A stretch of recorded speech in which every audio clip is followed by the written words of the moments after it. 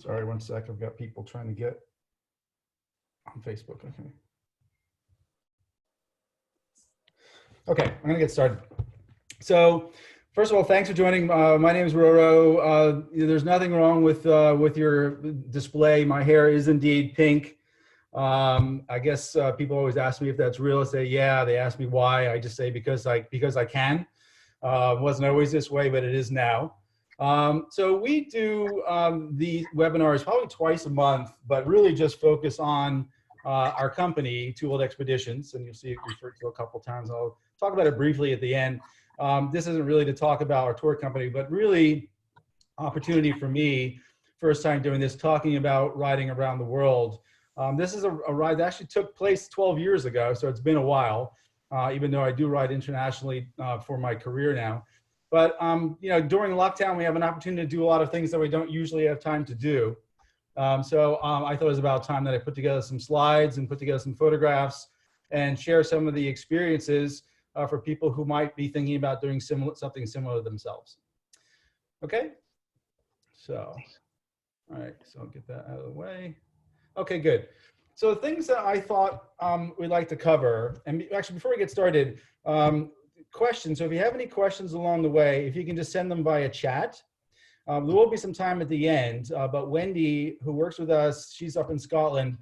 She's not muted. So if you have any questions, you can type them to her or to the whole group in chat, and then she'll relay them to me. It's hard for me to do the slideshow and look at the chat box at the same time. Okay, so talk a little bit about my background, just a minute there. I'll give you one slide to start talking about the Hollywood to Hollywood ride, which is our around the world ride back in 2008. And then I've kind of broken it down to these 8 points, kind of things to think about if you're thinking about doing a ride around the world or any other, it doesn't have to be around the world, just be like an extended adventure ride. And then at the end, I'll just spend one slide talking about a question that I get very often, and that is what was the best day and what was the worst day of that 7-month experience, and then close it out with was it all worth it? And I'll cut to the chase. Yeah, it was totally worth it. And then we have time at the end for some additional questions. Okay. So, and there are photographs throughout that I've taken, so I'll give a quick overview of what those are. So this is a shot when we crossed from Pakistan into Iran, and kind of similar to the entire experience in Pakistan, we actually had military or police escort for the entire trip, kind of in stints. And these are the soldiers that met us at the border and rode with us for the first about 100 Ks into Iran.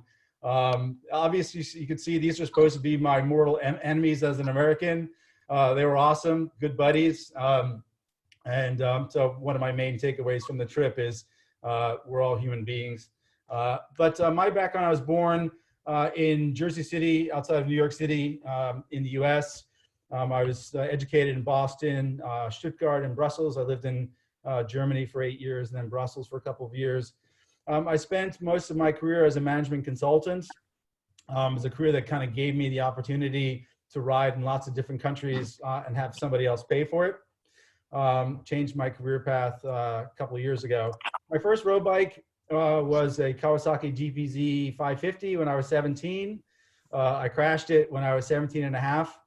Did my first adventure ride was Los Angeles to Istanbul. I actually got a expat assignment in Kuala Lumpur, and we're going to ride the whole way, but ended up taking longer than we expected, so only got as far as Istanbul. I lived in a lot of different countries. I started Two World Expeditions, our travel company, back in 2018. I moved back to London, so this is the third time living here, last year. I currently ride a new KTM 790 Adventure, as well as the GS that you see in the picture, and I have a Royal Enfield Himalayan in Delhi, and I also own a restored 1980 BMW R65. And so far, I've ridden through 37 countries. So I'm just going to check and see, make sure there are no other people trying to join. So give me 1 second. Yeah, there are. Okay.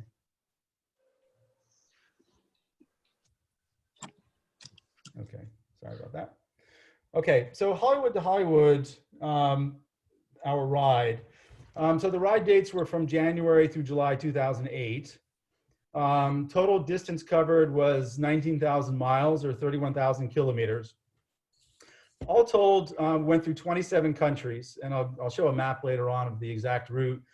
The budget for the ride was a lot, $71,000. I broke down the budget in a later slide to just give you some indication. Total breakdowns, testament to the robustness of BMW motorcycles, we had zero. Zero breakdowns, zero flats. Did actually have two accidents. One was just a messy one in the mud in Cambodia, and the other one was rear-ending Peugeot outside of Tehran, where I broke my wrist, but the bike was fine. A couple of serious illnesses and breakups with my ex, more than 10, including one that actually was the ultimate one.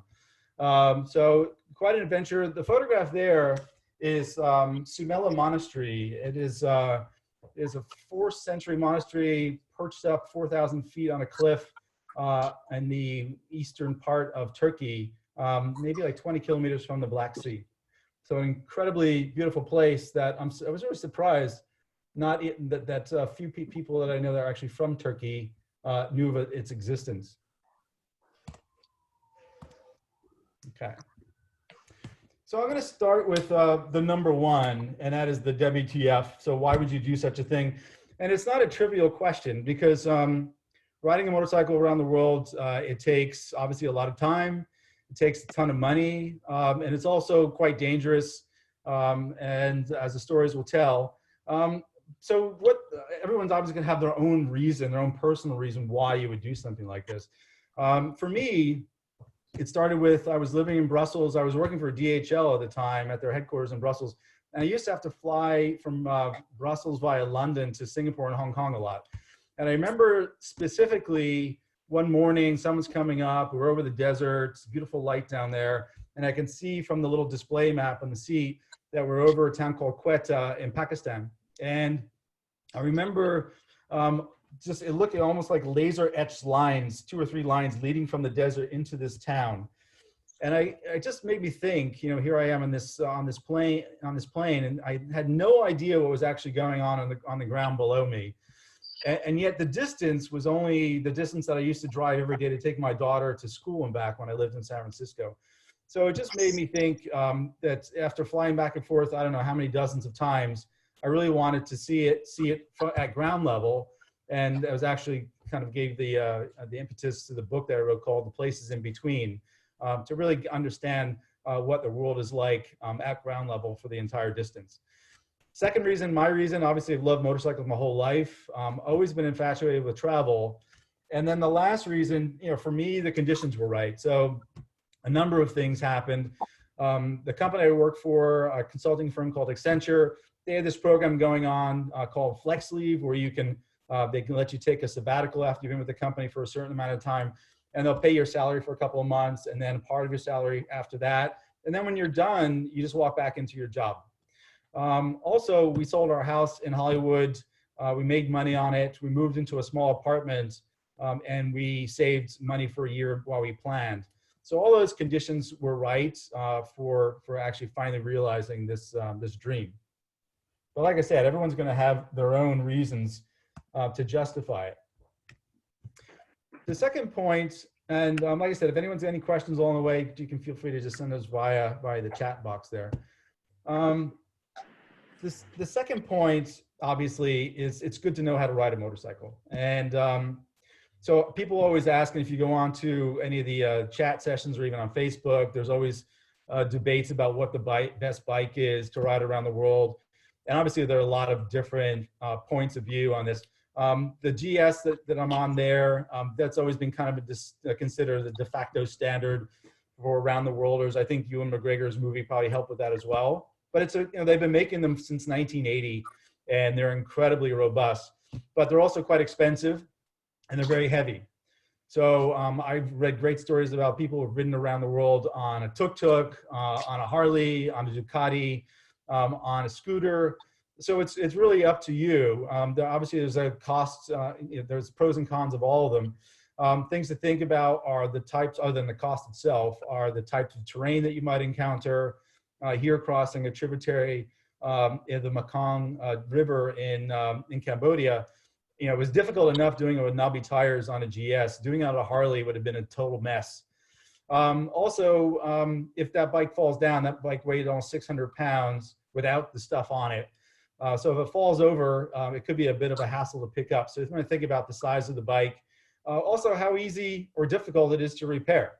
The GS fortunately was robust, but I mean, a lot of things that can go wrong that they're not easily repairable. But I also mentioned earlier, I have a Royal Enfield, and those you can fix almost anywhere. Very simple engineering, simple technology.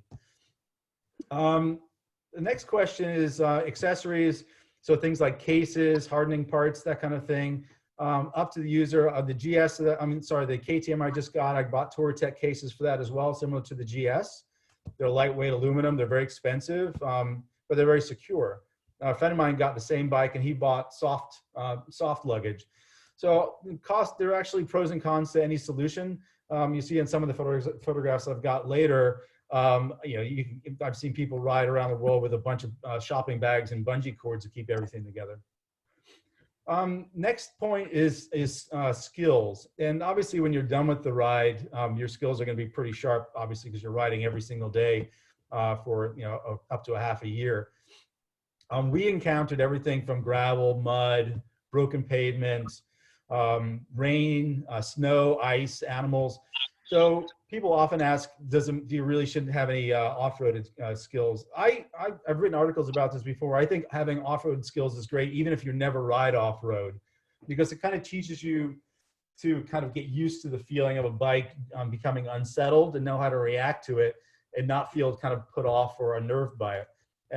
So yes, it's good to maybe do an off-roading course before you set off on a round-the-worlder.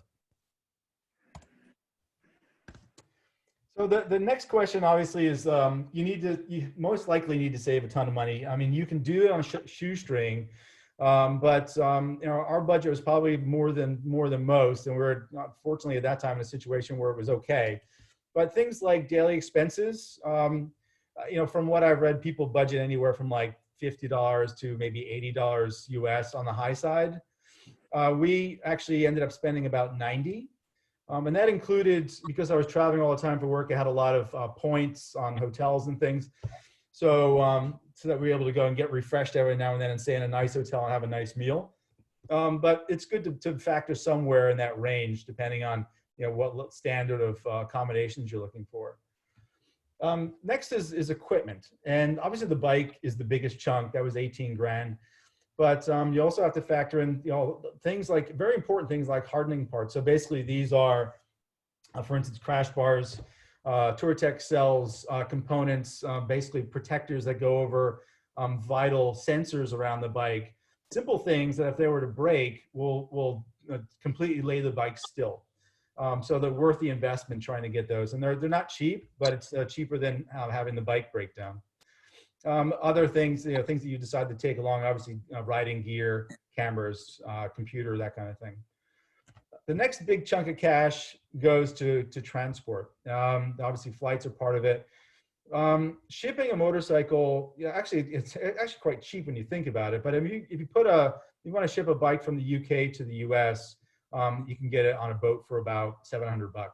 And that'll usually take between two to 3 weeks end to end. Unfortunately, we were going to ship the bike from LA to Singapore to start our ride, and we were already in Singapore at the time and ran into all kinds of problems with our freight forwarder, and ultimately we ended up having to put it on a plane because it wasn't even there after being in Singapore for 3 weeks. So that was a big chunk of cash, $4,000 to fly it to Singapore. Then we could not ride through Burma at the time. So we had to, after Southeast Asia, we had to fly the bike from Bangkok to Kathmandu. So that was another $3 grand. And then finally we flew it from London to New York when we started the US part. So that's another $2 grand. So yeah, you have to budget quite a bit of money for transport. I've read a lot of stories by people who've taken a different approach, which entails either renting or buying a bike in country. I think that's practical if, say, for instance, you're going to ride around India for a couple of months, but to buy a bike and go through all the legal hassles of registering it, insuring it in one country, and then selling it, and then doing the same in 27 other countries is a real pain in the neck. So I don't think it's practical for around the worlder, but obviously there are a lot of different solutions to that problem. And then finally, we had a miscellaneous budget of about 10 grand. Most of that went to things like, maintenance and parts and fuel and things like that. Carnet, we'll talk about Carnet in a second. But I also had a category for bribes, which we budgeted about $1,000 for and used all that plus. And you find out why. I mean, there are certain parts of the world, India being amongst them, where certain things don't happen unless you kind of grease the wheels a little bit.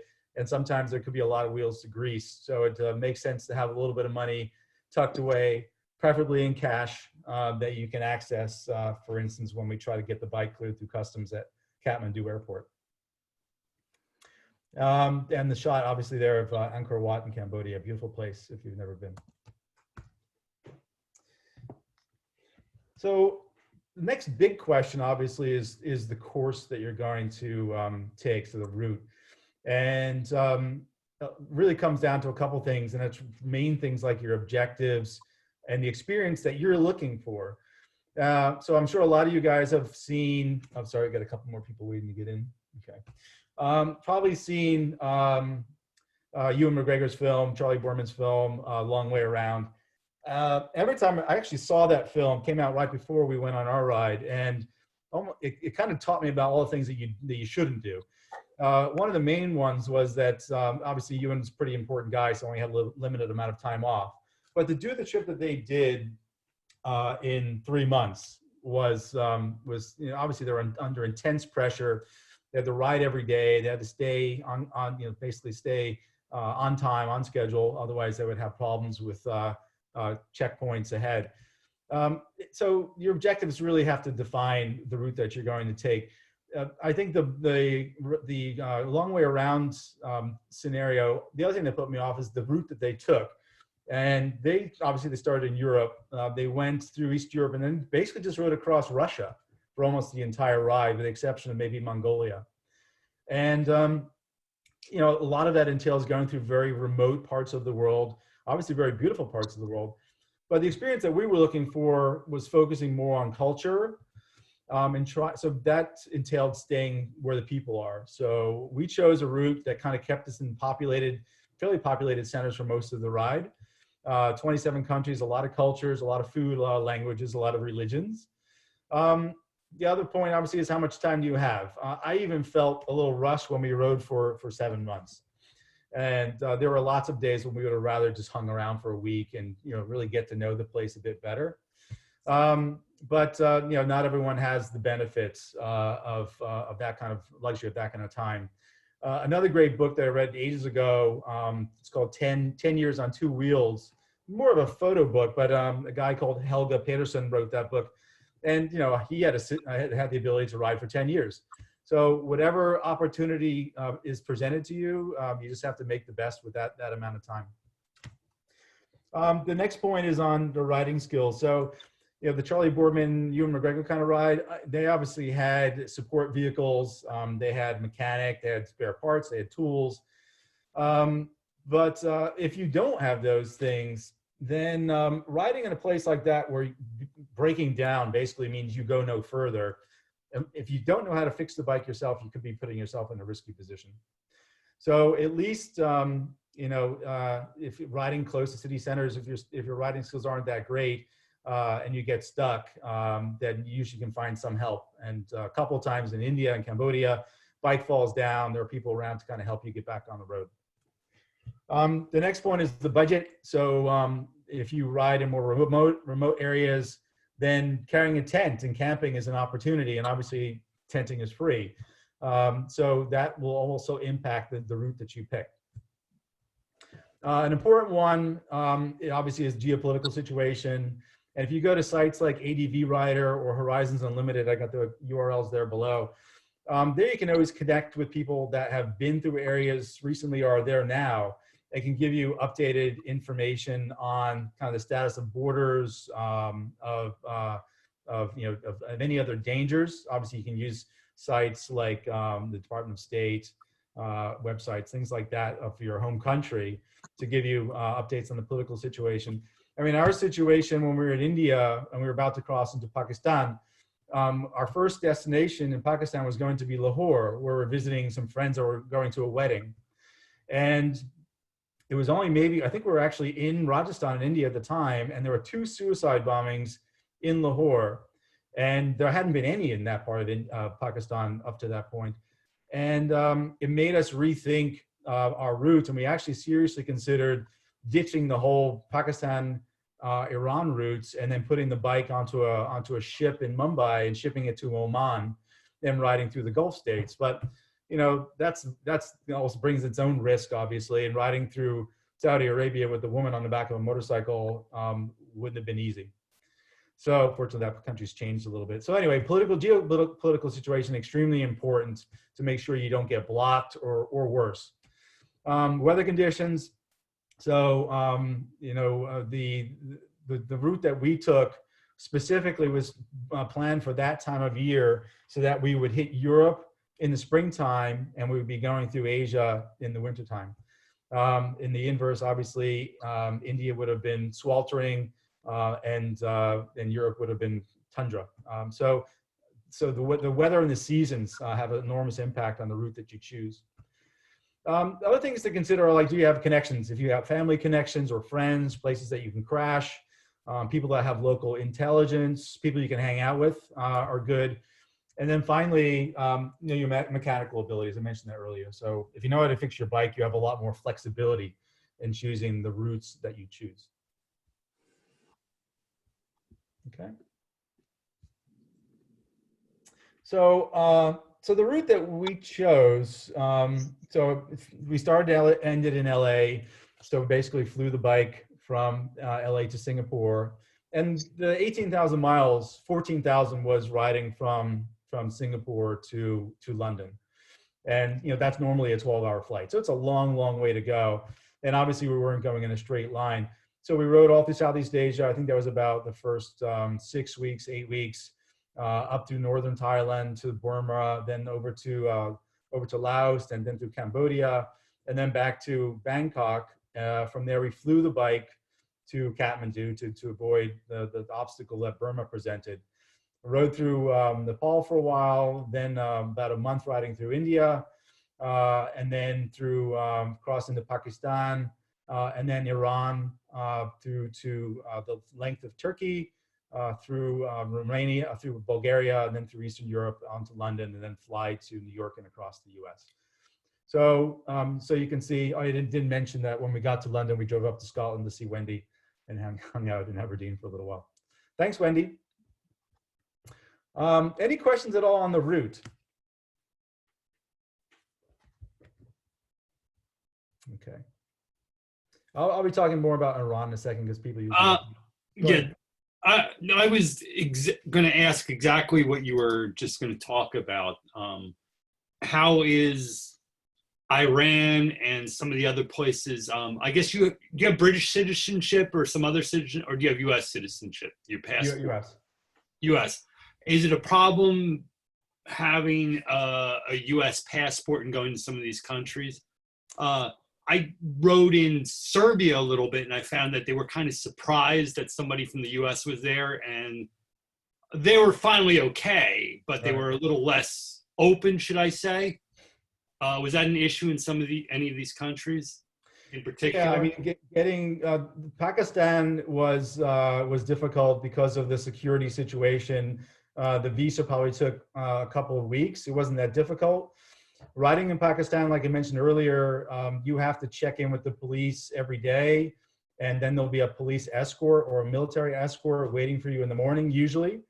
And they'll usually ride with you. You usually get like a different set of soldiers every maybe 100 kilometers or so. So that's more, but the visa issue was okay. Iran, different story altogether. In fact, for a long time, we were actually waylaid in India for about 3 weeks, just waiting for the visa to come through. We had to go to the Iranian embassy probably a half a dozen times. In Iran, especially for the situation for Americans, is you can't just fly to Iran and go on vacation, or just arrive with a motorcycle and go riding. You have to be part of a tour group. And there are, obviously there were no tour groups available. So we worked with a tour company in Tehran, and they arranged a tour, which was essentially a driver in a Peugeot and a tour guide. And that's Kamal on the left-hand side, our tour guide, who's still my friend. He lives here in London. And all the hotels are prearranged, and they just rode in front of us for 3 weeks as we rode across the entire country. It's still weird though, because you're watched all the time. You have to go exactly where you said you were going to go. You have to leave the country on exactly the date that you said you were going to leave, which was difficult because, as I mentioned earlier, I did actually have a crash in Tehran and broke my wrist and couldn't ride for a while. So we had to sprint for the border at the end. But without a doubt, Iran is the trickiest place from a visa perspective, from a political perspective, and Pakistan the trickiest from a safety perspective. Thank you. Yep.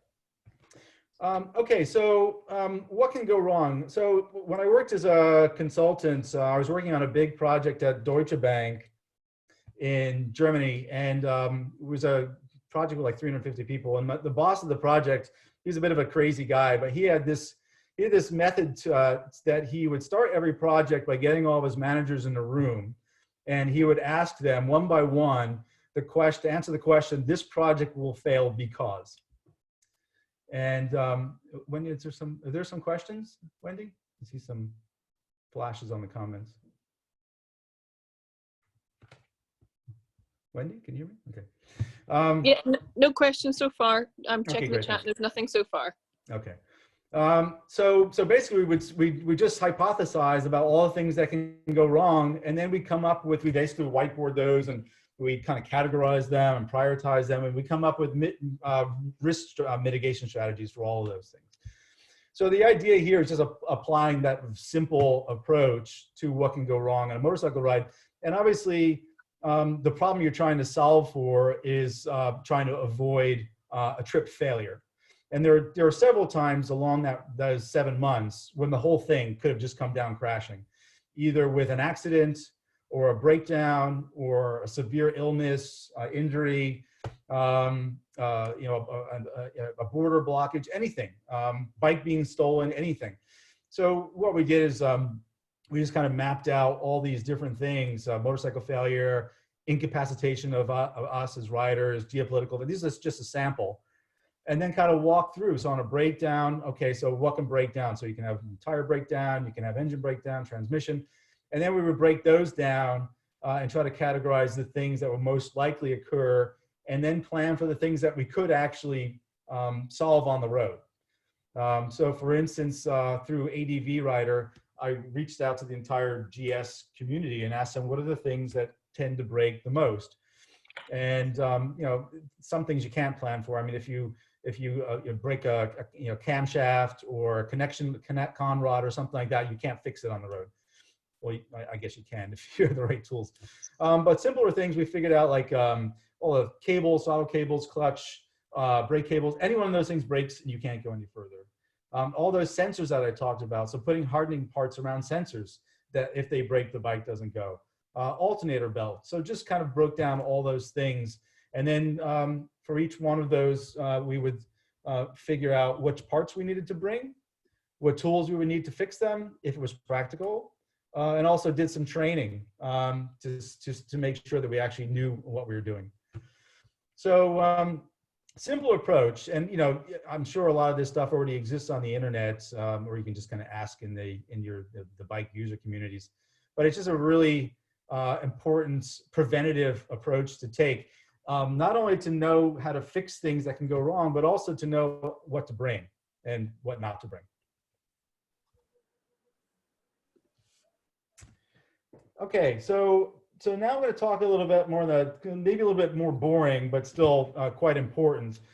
So, and here's a shot, by the way. This is the bike arriving in Kathmandu Airport from Bangkok. Just came off the plane. And this is an opportunity that I had to go and spend some of my $1,000 bribe budget because everybody that was helping push through papers to try to get us through as quickly as possible and help put the bike back together wanted to have their palms greased. But simple things. Just talked about visas, quite important. One of the big ones is a carnet, and some people probably know what that is, some others not. So a carnet is really it's like a temporary import permit for vehicles, and the purpose of it is to ensure that when you bring temporarily import, in this case that motorcycle, that you're not planning on selling it. Because so a lot of these countries, say Vietnam, for instance, that motorcycle would cost $60,000. So for us, what the way carnet works is you pay for the carnet, usually about 500 US, and then you have to put down a security deposit that's usually a multiple of the value of the vehicle. And the idea is that if you don't, you have to get the carnet stamped when you come in and when you leave a country.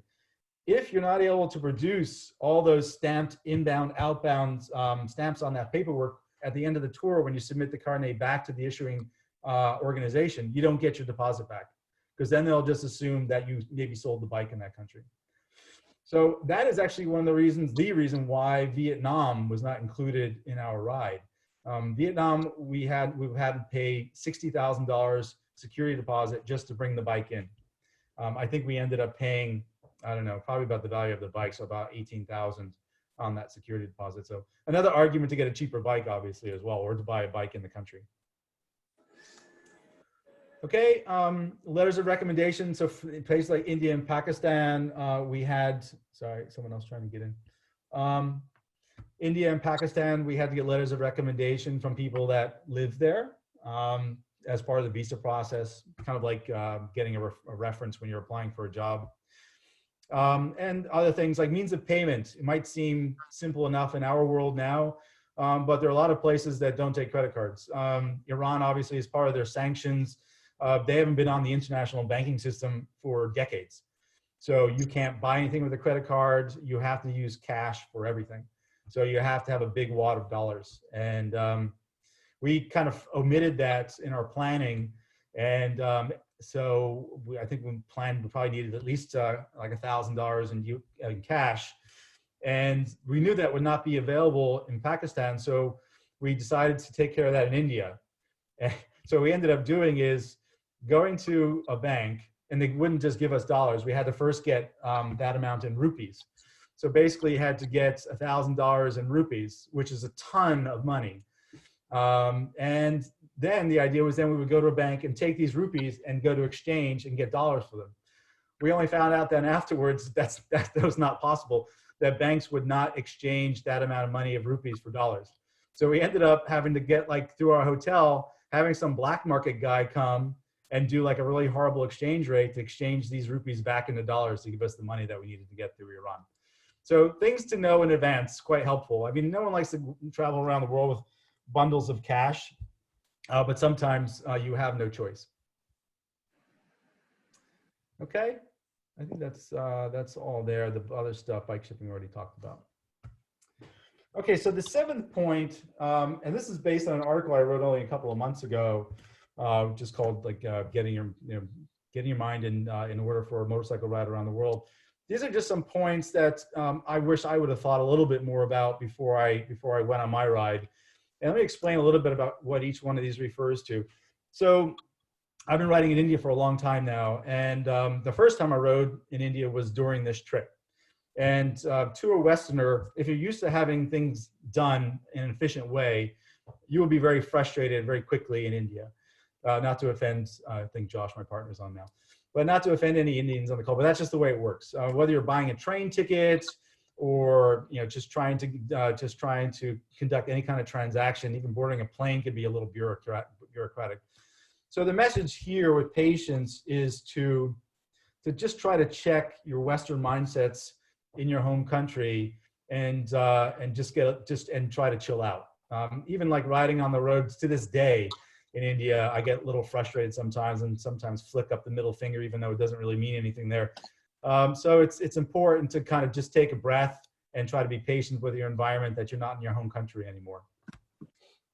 The next point open-mindedness. So this, just to give an anecdote. So, we were a little rushed riding through India. I think we were actually in Jaisalmer at the time, staying at a hotel that we still use to this day. We pulled into the hotel, been one of those long days, we're dirty and tired. And one of the guys that worked at the hotel didn't speak English, but through the owner told us that he really loved my bike. It was his dream bike, and he wanted to know if he can have a ride. And I said, not today, we're just too tired. And so I said, maybe tomorrow. So the first thing, the next morning, there he was, ready to go. And I tried to push him off. I just said, okay, fine. So he got on the bike, and we rode out of his little courtyard and into the old town of Jaisalmer. And he didn't even have a helmet on, so I could see his face in the mirror. And he was just grinning ear to ear over how powerful the motorcycle was. And he wanted to take me for a ride out to his village. And it was really beautiful countryside, but we were already out for like an hour, and I said I kind of needed to get back. So we said we're almost there. So we get to this little village, and he took me to a beautiful temple along the way that I wouldn't have found otherwise. And we get to this village, and he brings me into his house.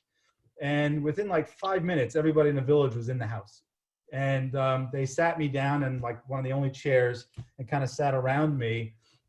And one of the people in the village that spoke some English would be translating, and they just asked like a zillion questions, and they were bringing me all this food, and had this great like bonding experience with him and his family. And it was only, my learning from that point is when those opportunities present themselves, you need to take them, because those are the things that really make the trip memorable. Those are the reasons that I actually went to begin with. The next point is on compassion. So, and the reason I chose this photograph, it's simple people working simple jobs here in Rajasthan, is the motorcycle that we were riding is worth what people would earn in 2 lifetimes in many of the countries that we ride past.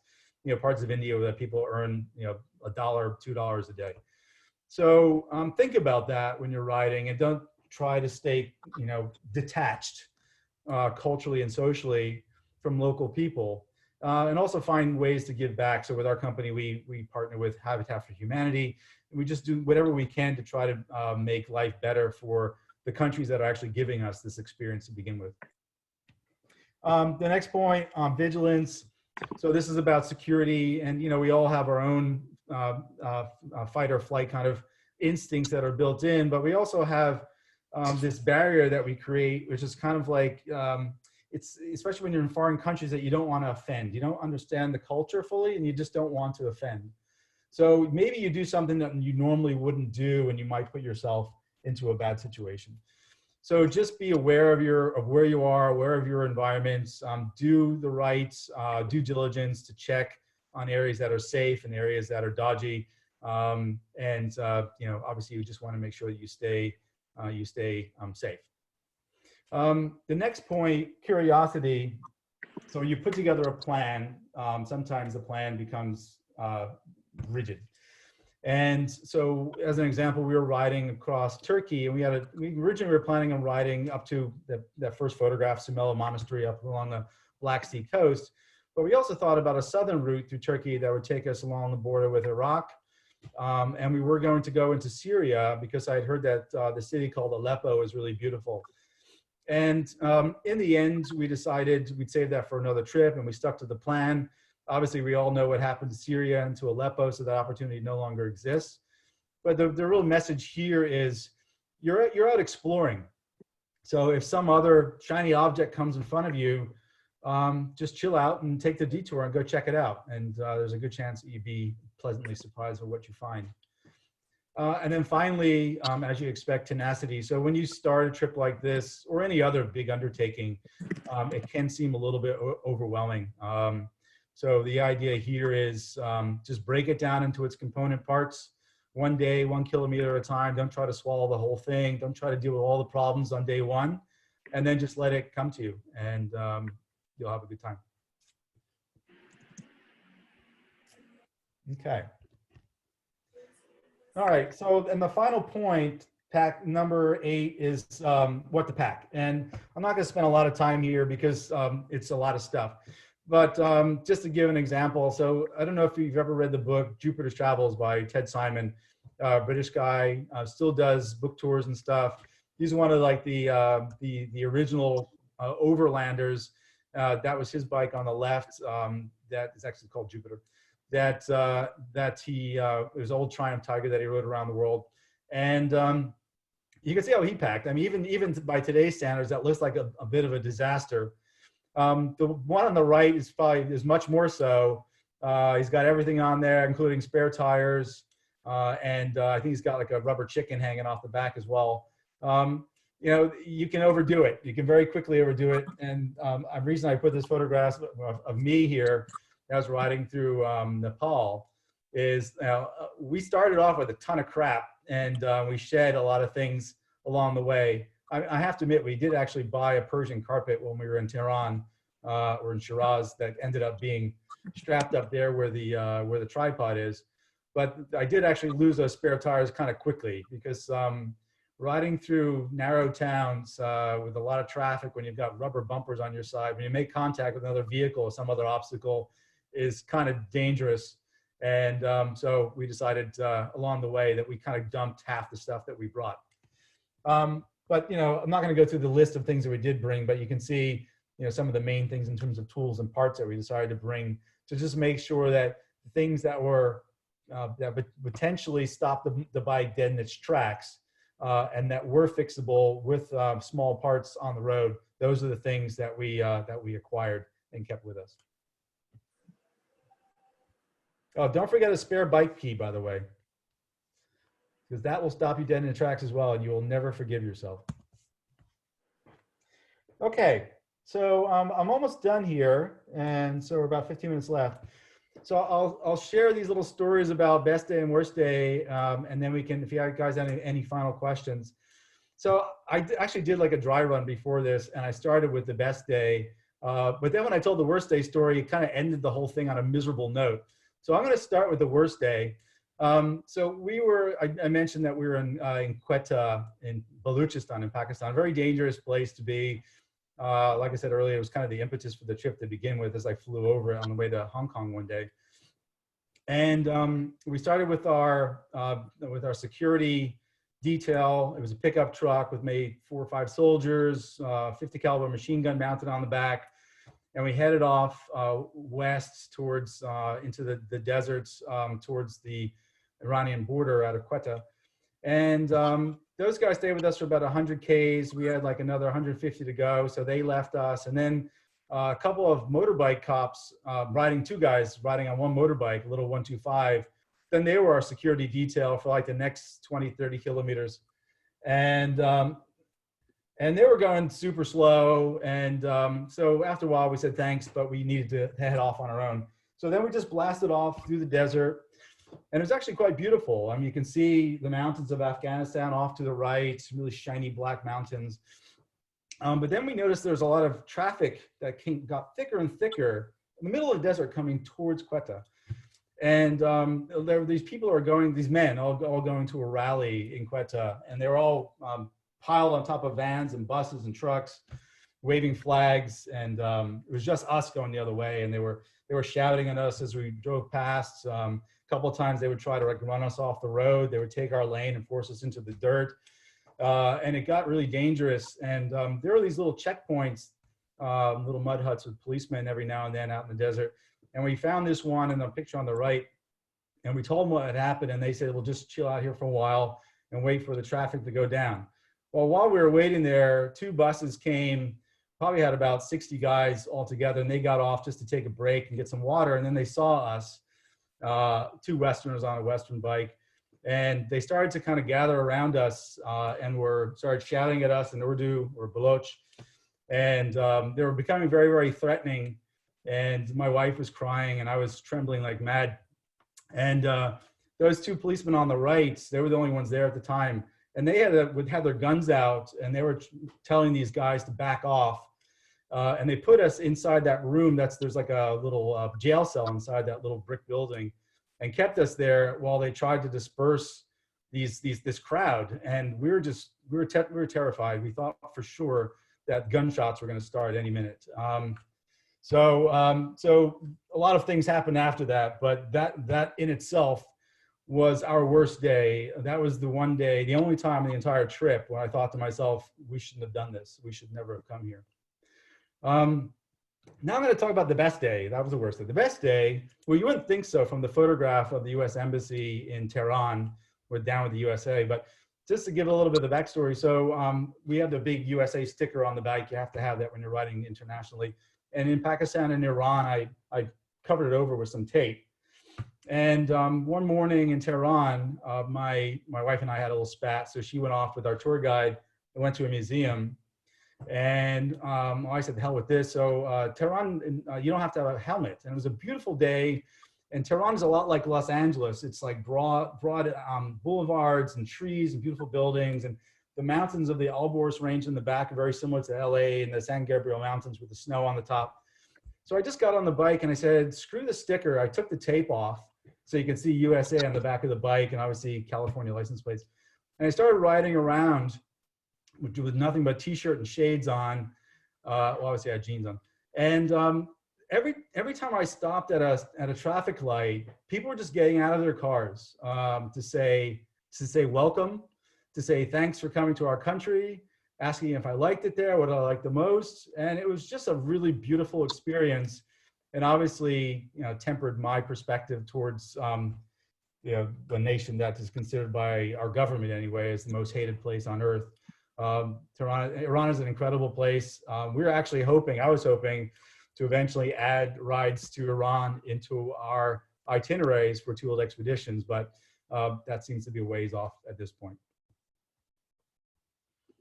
Okay, and that's pretty much it. I mean, ultimately, the big question is, was it worth it? Well, yeah, obviously, I ditched my job as a consultant 2 years ago to start tooled expeditions, so it impacted me that way.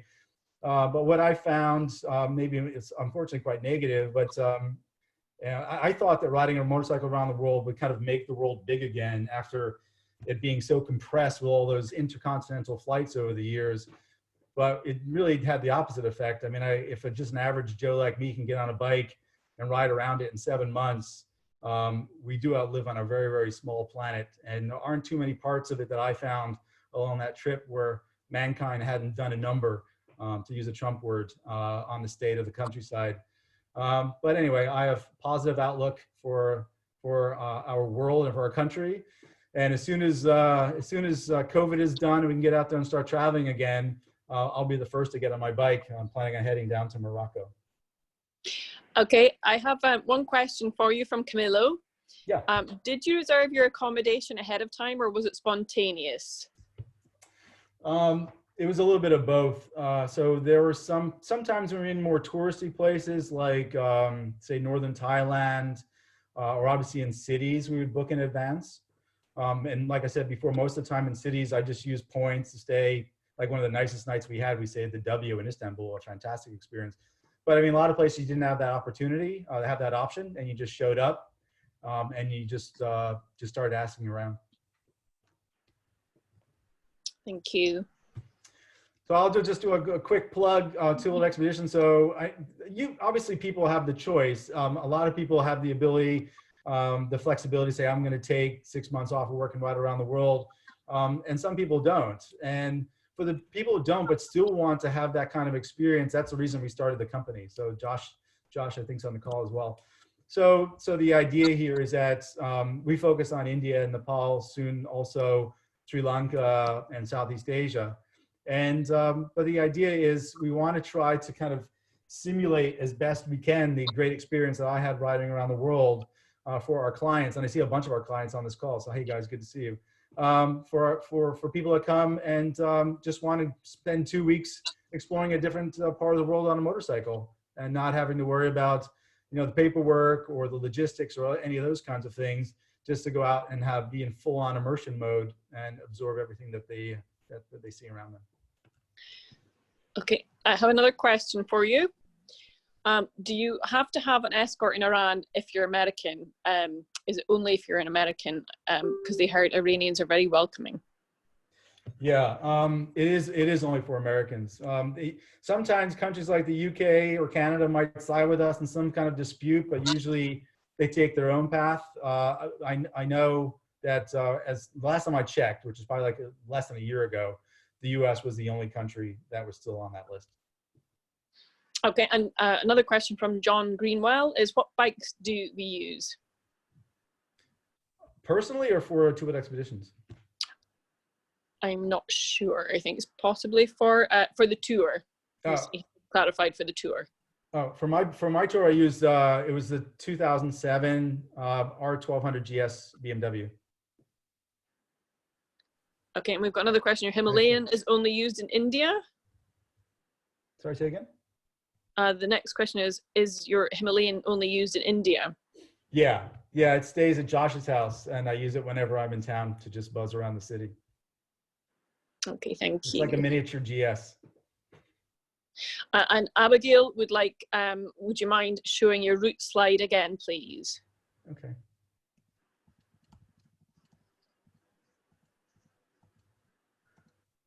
Okay. Oh, did I piss it? Oh, no. She said, sorry, I blinked or something. There it is.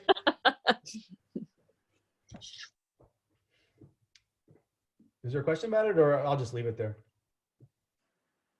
Yeah. Abigail thought she just missed it. Okay. So thank you for that. Mm-hmm.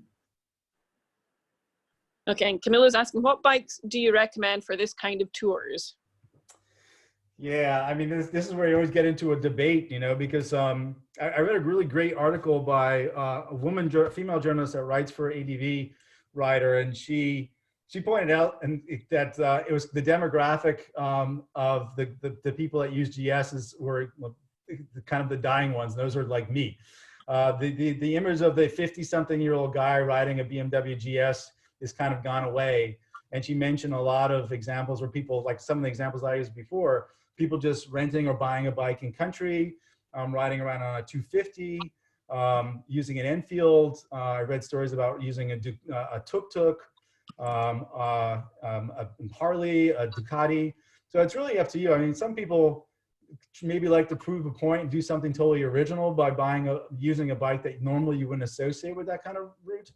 But I'll be honest, I would not use the GS again.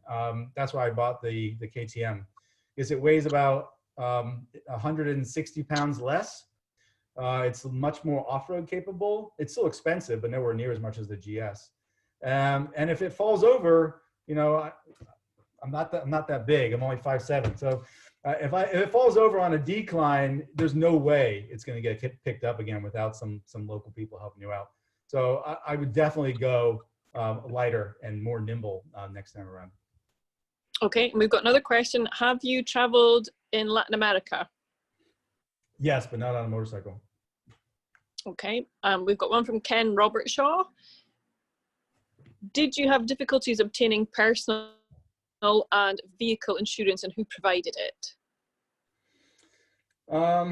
Yeah, to be honest, I mean, in countries like Europe, there's a good system for that. In the rest of the world, it's almost non-existent.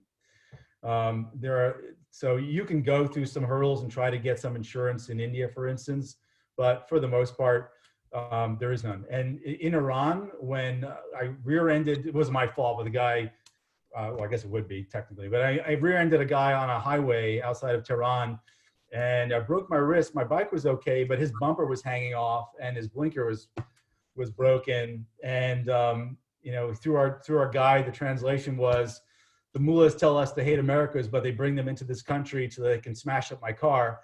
But that was just settled with cash. They agreed on $100, and I paid it, and I was on my way. And that's the way it works in most of the world. Okay, and we've got a question from our lovely Gail. How will we decide when to restart tours? Well, the goalposts have been shifting, but as of right now, we're planning on riding in Ladakh in the Indian Himalayas on the 8th of August. And then we're pretty booked up then for all the autumn rides to Nepal and Kerala and Rajasthan. Okay, excellent. And we've got a little comment from Abigail, and she says, if this is any use, I rode with a group of riders across China. They had ridden from the UK, most were on 1200s, and now they're trading them in for 800, 900s. So echoing what you say, they're very heavy for long trips. Yeah, Yeah, I mean, if you're going like 2 up like I was on that ride, it was nicer to have the bigger bike. And obviously when you're on motorways like we finally encountered again when we were in Turkey and obviously all through Europe, and you can open up the throttle, you have unlimited power, so that's nice. But yeah, when you're riding through muddy trails along the Mekong for 12 hours at a stretch, having the big bike is a bit of a liability.